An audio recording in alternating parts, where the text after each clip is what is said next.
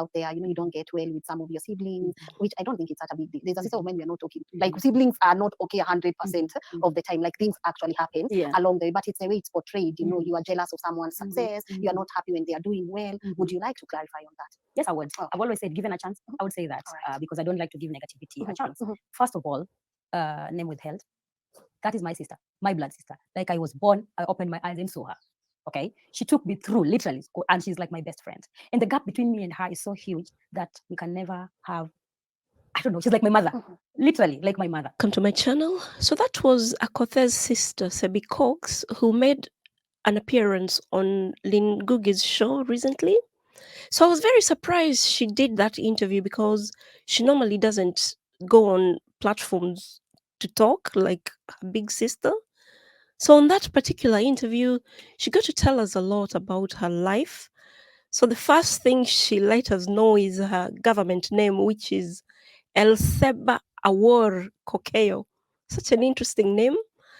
So anyway, she went on to tell us about her profession designation, which is communications and public relations practitioner. She also talked about her academic qualifications. If you didn't know, she's got an undergrad degree from Moi University in communications, has a master's degree in international relations from USIU, and is currently pursuing a PhD in Daystar University. That's on corporate communication. So she also talks about her business ventures, told us she's got 2 social media platforms. One is a PR firm called Virtual 21.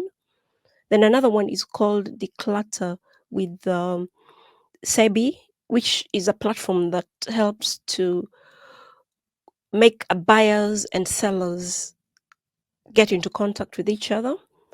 And then the other she does is gigs as an influencer for various businesses.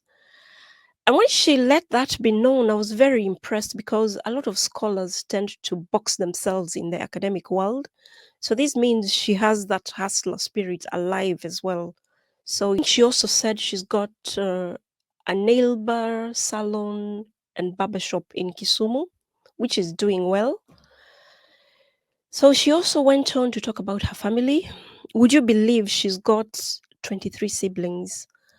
Comes from a polygamous family because her father married 2 women. And then she also talked about how her upbringing was. Said despite being in a polygamous situation, the families were brought up in harmony, that you can't tell which is the half brother to who. Then she also talked about how her father was her biggest cheerleader.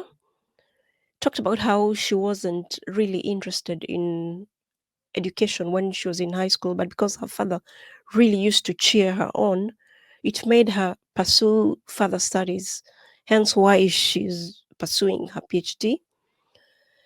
Then she also talked about how she landed her first job at Migori's governor's office, but because she didn't find that job to be very challenging and fulfilling, she decided to embark on her master's. We also talked about her cyberbullying experience she experienced in 2017 because some things were about her were leaked on social media. Talked about how that experience affected her negatively. And then she also talked about how she learned to cope with the situation, which is totally avoiding toxic social media platforms, which was very wise of her, and only following platforms that she finds positive. So, if you're not aware, her relationship with Akothee allegedly deteriorated sometime in 2020, if I'm not wrong, because some things were spilled on Edgar Obare, the gossip blogger. So let's just see what the tea was about. Messages which leaked on Edgar Obare's gossip blog. So it said she picks orphans from every corner every corner she goes. She then dumps them since she has no solutions and goals. Then somebody answers, she is manipulative. And then another one said, she's mad. She's getting great comments from people. I guess it makes her feel good.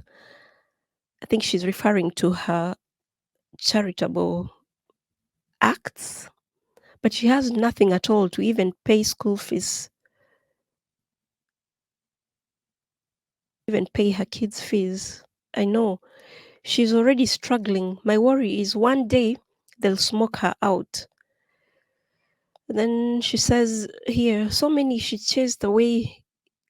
So there she's referring to the orphans she showcases that she's helping. She says after maybe the photo opportunity, she chases them away. So Akothee got wind of what was posted on Edgar's post. So she responded by posting this on her Instagram page. She said, I'm still a mother and I will always be that mother. My heart betrays me all the time from one corner to the other. I have a lot going on in my life. Constantly, I'm left with family bills to clear, be it mom, dad, grandparents. It's always about Bende Osego Chone Akoth. I guess that means, won't you help out Akoth in Luo? I don't know whether I've translated it correctly. All the Luo people, please help me out in the comment section. So whatever it takes, it's all me. One friend, it's all me. One time, a friend of mine told me, Esther, all this money you spend on your family, please keep it for your children. They will need it later. That was Aunt Judy, but I don't listen. When people wanted to own my life and jump onto my success using a Akothee Foundation that is hardly a year old, with no sponsors or donors, as a way of hurting me, I had to put it on hold and concentrate on my life and my children. It hurts when you do things innocently and people feel entitled. The only way to protect yourself from users is to say, sorry, I don't have. Done more than enough for my family. I know some of them feel bad when they see me support people I don't know. But the truth is, I get fulfilled when I help those that are in need and expect nothing. Since I stopped dishing out money and attending to family problems, apart from my parents and grandparents, I'm hardly loved. My family have no idea of my wealth nor my whereabouts. Even if I die today, they have no idea of who is handling my bills and my wills. They are guests in my life. I respect and love my family very much, and the only way to keep the relationship is to love them from afar, since I have no option but to love. There's more articles that helped to confirm the rift between Akothee and Cebbie Koks. They chose not to attend Cebbie Koks' wedding, but her children were present at the event. She did not send an invitation to Cebbie. That was now an invitation to Akothee's wedding. But the good thing is that their issues are so personal to them that they have not involved other family members. So anyway, that was just a backstory of where the friction between the two sisters began. Lynn asked her about her relationship with her siblings, and I suspect she brought up that issue because of obviously the rumors between. To Lynn Ngugi's interview, Lynn brought up her relationship between her and siblings, and I suspect she did that because of all the rumors about her broken relationship with her and Akothee. So let's just hear what she had to say.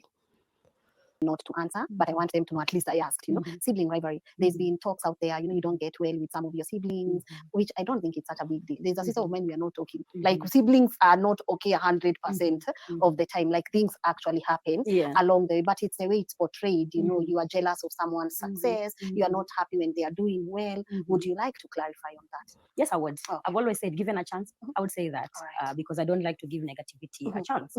First of all, name withheld.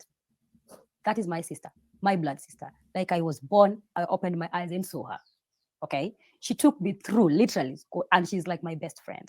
And the gap between me and her is so huge that we can never have, I don't know, she's like my mother, literally like my mother, by the way.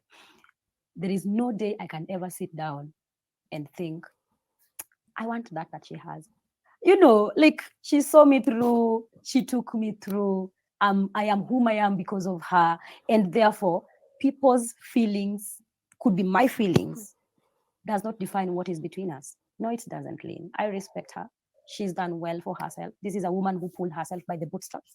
You know, like literally when the society expected this person to go down. You understand? This is someone that surely, even if I was not the sister, I would still admire from afar and say, I like that woman. So now that I'm privileged to be her sister, why would I be jealous? Why would I hate? Why would I look down upon her? She's achieved things I've not achieved. I think she achieved them at the age that I am now. I don't know what the future holds, but she's achieved a lot. She's an inspiration and a loving sister, a darling sister. To date, her number is still saved on my phone as darling sister, darling 1, darling 2, darling 3, darling 4. Banyana change. So, you know, sometimes when people get involved in this conflict, I always ask them, I wish you knew. Like, I wish you just took side. Kama kikombe kwenye kabati zinagongana, even the bottles. You know, families, like, you see the crates. See, huwa zinagongana. Yes. But unaona zimebreak. No. Ukiona chupa imegonga ingine huwa zina break. They don't break.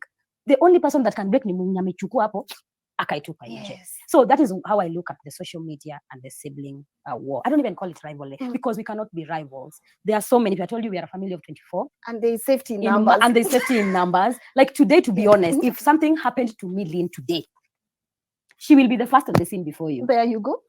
So what is that? Yes. You understand? Yeah. Like she will feel my pain more than anyone else. So any blog who wants to write things like she's jealous, she's this, they're only getting what we call a viewership and readership. But the bottom truth is they know that even them, it happens in their homes. What happened in my family is not far from what happens in your family, Lynn. It's not far from everything else. In fact, some families are worse. Yeah, worse. I will never have an exchange with her. God. No, God. not today, not tomorrow, not yesterday. And I've also learned how to handle myself when I'm bombarded with a lot of things. Yes. I still pray to God that one day, one time, we'll be happy family. Yes. I still love her. And I don't think I have a bad blood in my heart. No, nothing really. Towards her. No. Okay, so that part where she said she believes one day they'll become a happy family again, it leads me to think something actually happened between her and Akothee. But it seems like she's trying to extend an olive branch. And the fact that Akothee didn't attend her wedding and she did not attend Akothee's wedding, it also proves that something actually happened. But I like the fact that she's not smearing Akothee's name. So if what Cebbie is saying is true, as in whatever she's just said about her relationship with Akothee, I hope they get to mend their relationship.